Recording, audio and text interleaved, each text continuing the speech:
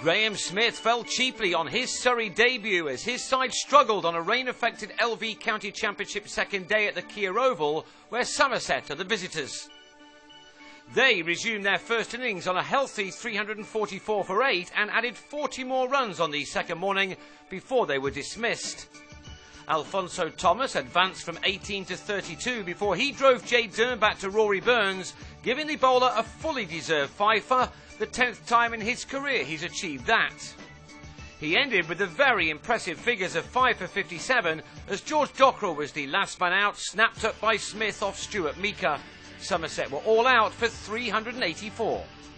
So all eyes were now on the South African skipper Smith as he scampered a single to get off the mark first ball. He made a 2 off his next delivery, but then to his third he walked into a ball from Peter Trigo and edged to James Hildreth. You can see what that moment meant to Trigo and his team.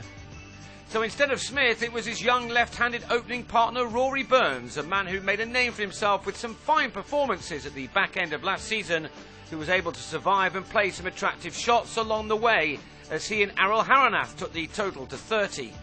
Haranath was out on the stroke of lunch, guiding a ball from Thomas straight to Hildreth. Haranath made 8.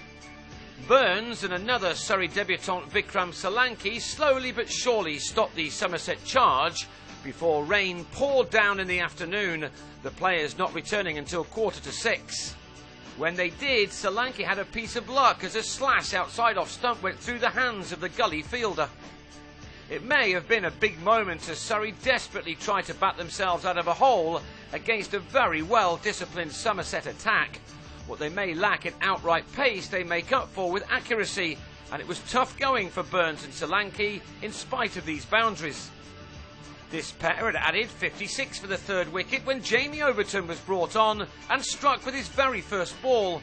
Solanki on 30, bottom edging his pull shot back onto his stumps.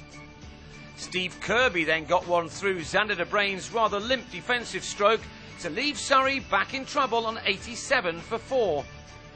And it may have been even worse for them had this flash from Steve Davis not flown just over the heads of the slip cordon. Surrey then were thankful for the efforts of Burns, who stuck it out to the close, by which time he'd made 43 in 43 overs.